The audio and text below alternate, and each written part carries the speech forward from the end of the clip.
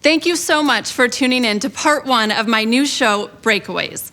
I can't wait to share the fascinating and inspiring stories of our first four guests. But first, I want to explain a little bit about how I ended up with the DailyWire. I spent the last decade working my way up at ESPN. It was my dream job. I was a sideline reporter and host covering college football and basketball. I even covered the MLS, NBA draft, and more for the self-proclaimed worldwide leader in sports. Prior to ESPN, I spent several years covering the Marlins. We're a little bit down today. And Florida Panthers for Fox Sports Florida. Got to meet the man who's second in the NBA. In a lot of ways, my professional life played out as I had always hoped, culminating in reporting from the sidelines of the College Football National Championship game in January of 2021. The Crimson Tide bludgeons the Buckeyes. Little did I know that would be my last football game for ESPN. The following summer, ESPN sent out a mandate that all employees were required to receive the COVID-19 vaccine in order to travel. Shortly after, their parent company Disney notified all employees the vaccine would be a condition of employment. I was, to put it mildly, devastated. I felt that receiving the COVID vaccine was not in my best interest. I was young, healthy, and at very low risk of complications from COVID-19. I had already contracted the virus, and me and my husband were trying for a second child. I held strong moral and religious objections to this injection. My only chance at keeping the job I love while standing up for my beliefs was to apply for a religious accommodation request. After months of back and forth with human resources, I was denied.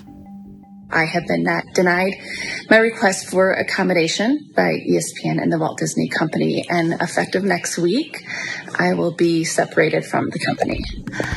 But I'm going to focus on what I have to be thankful for. I'm going to hold on to my faith. I'm going to pray that things get better. And then I can see you on the television set in some capacity in some stadium, covering some game soon. And just like that, I was no longer working in a career that I had spent my entire adult life striving for. I was heartbroken in a lot of ways. While there was plenty of public backlash, I knew I had to take this stand and do what was best for me and my family.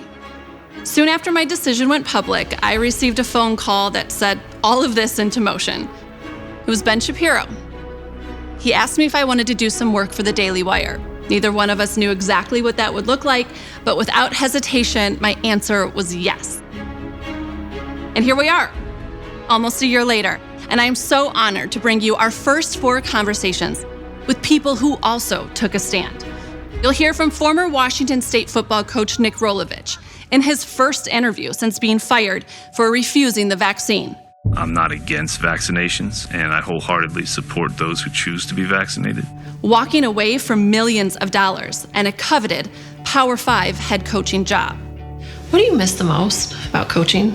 The players, the camaraderie. When you lose just the opportunity to be at that level coaching, you really find out who's really with you. I will sit down with Enes Kanter Freedom, an NBA player who has risked so much, speaking out against tyranny and dictatorships, calling out his own sport and peers for their ties to China.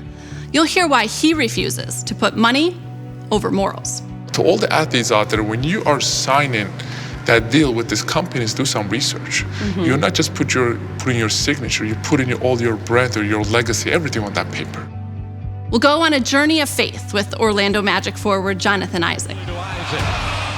You'll see how his relationship with Christ gave him the strength to stand up to the masses on more than one occasion.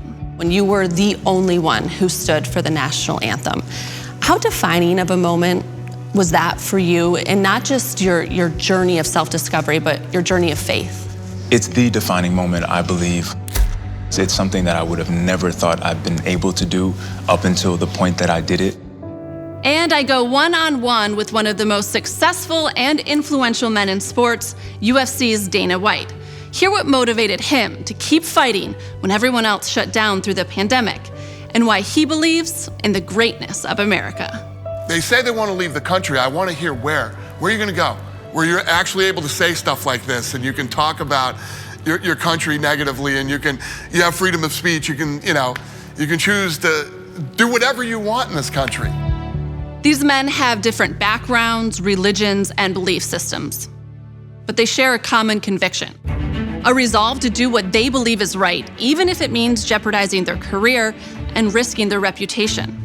Their narrative has been broken, and that's why I wanted to bring you their stories, complete and in their own words.